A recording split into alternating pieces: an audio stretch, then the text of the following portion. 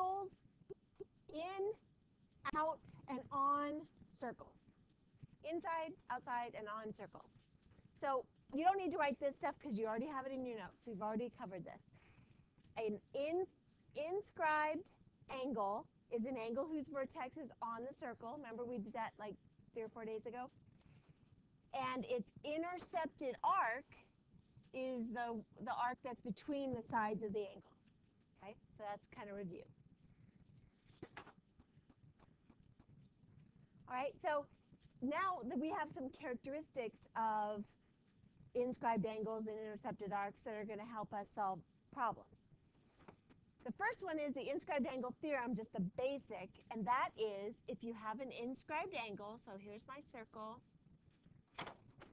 here's my angle, my inscribed angle, okay? The intercepted arc, so this arc, is twice as long as the inscribed angle. Okay, or they say it the other way, the inscribed angle is half the measure of its intercepted arc. So if this arc is 120 degrees, how much is the angle? 60. It's half.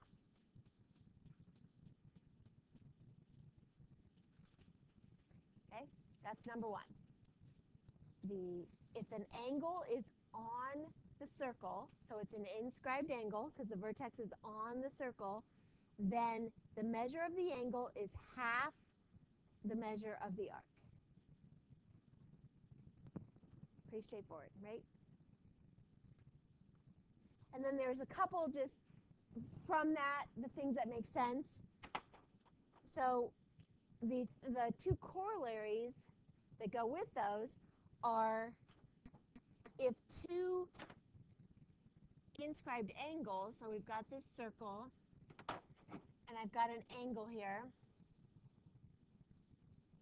like that, and if I have another angle that intersects the same arc, so if it starts here and ends here, do you see how they both have the same arc at the opening of their angle, right?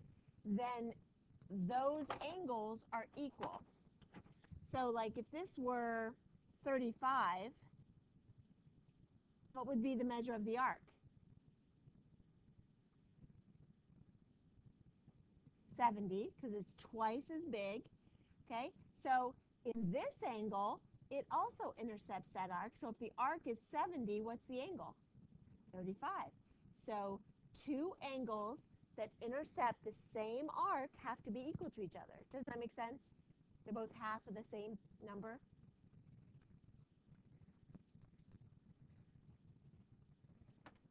And then the semicircle part, kind of off the same theorem, if I have a circle with a diameter,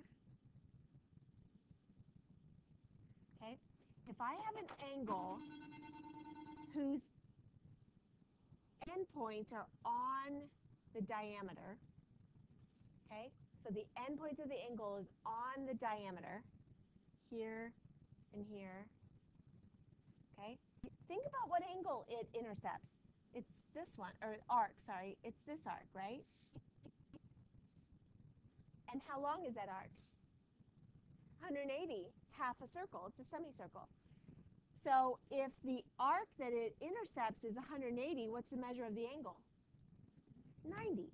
So the theorem says if an angle's endpoints are on a diameter, then it's a right angle. Okay? If the angle's endpoints are on a diameter, then it's a right angle. And the reason for that is because it intercepts a 180-degree arc, and half of 180 is 90.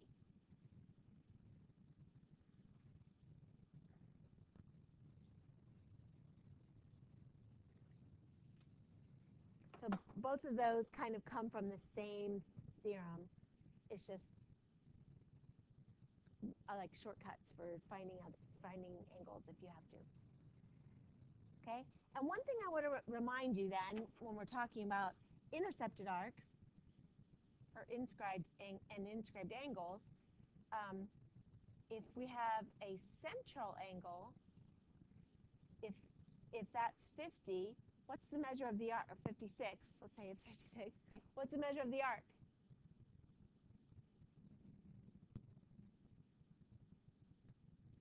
Not 100, not 112.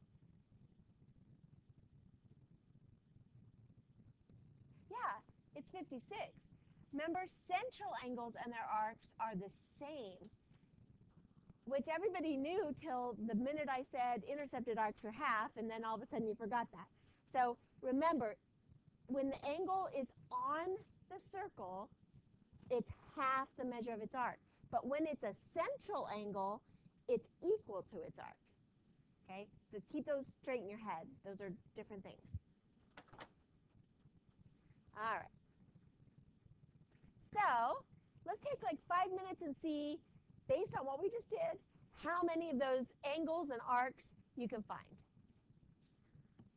We can also have angles on the circle, but it looks a little different. See how instead of having the angle being made by two chords, one of them's a chord or a secant and the other one's a tangent, but it's still on the circle, so it's still half the measure of the arc. Okay, so this angle x is half the measure of its arc. Okay, so whenever an angle is on the circle, its measure is half the measure of its intercepted arc every time.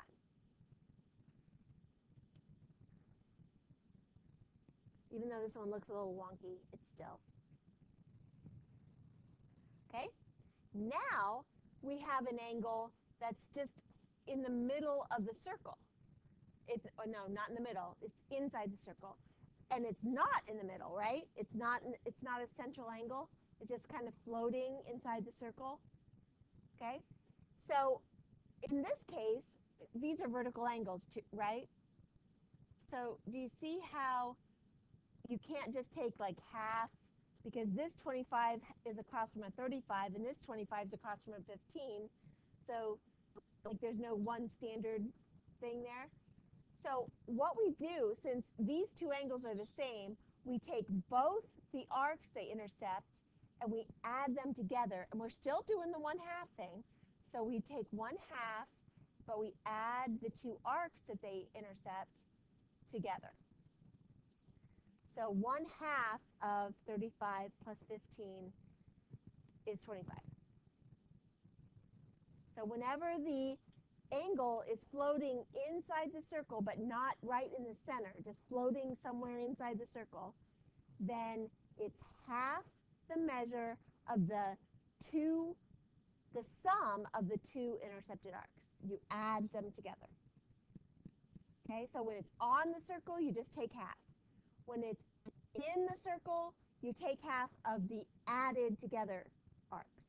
Okay, and then if it's outside the circle, like that, okay, we've got this angle outside the circle.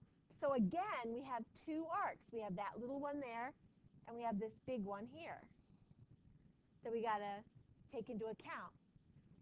So what we do is we still have the 1/2 involved, but then we take the big arc. So let's say, I don't know, this one's 100, and this one is 40. Let's make it nice and easy. Let's make it 40. So you do 1/2 of 100 minus the little arc, 40. So 1/2 of 100 minus 40 is 60. 1/2 of 60 is 30. So that angle would be 30. So when the angle is on a circle, half. You just take half of the arc. When it's in the circle, you take half the sum of the arcs. And when it's outside the circle, you take half the difference of the arcs. Okay? So you need to put those three things deep in your brain. Okay? So you can recall it at any moment. On the circle, it's just half the arc. In the circle, it's half the sum of the arcs. Outside the circle is half the difference of the arcs. So let's try one of those.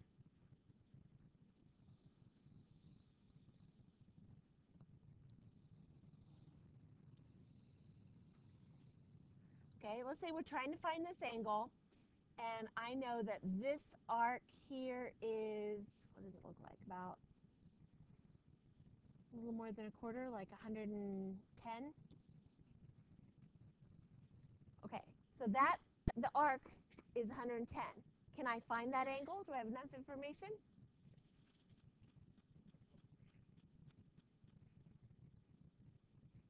What is it?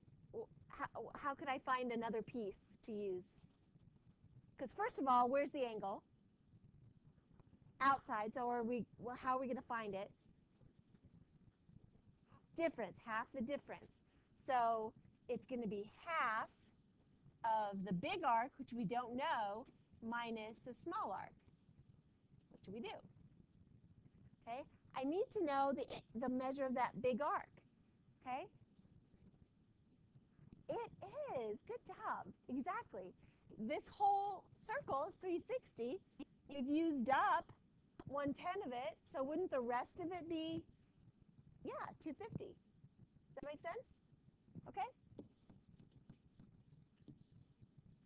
So the angle would be 1/2 of 250 minus 110, so half of 140, which is 70. So that angle would be 70 degrees. That make sense? Okay. Then the other kind of problem you could have is when you're given an angle, but not one of the arcs.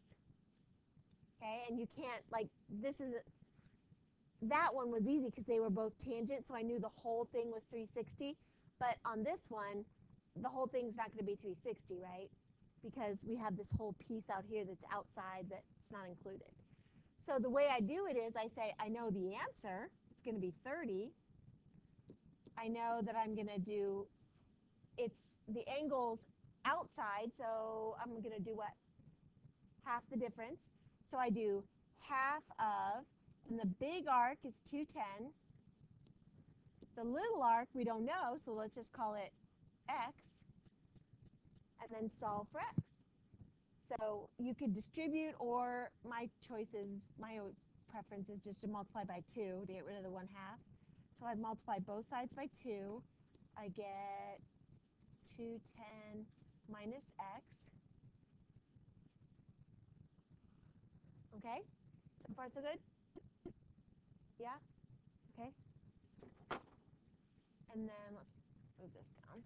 Let's not do that. Let's move it down. Okay?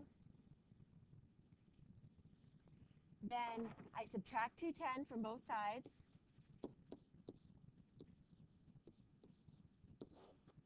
And that gives me negative 150 equals negative x. So I divide by negative 1, and that gives me x is 150. So this little piece here is 150. It's obviously not drawn to scale. All right? So see if you can do these other two.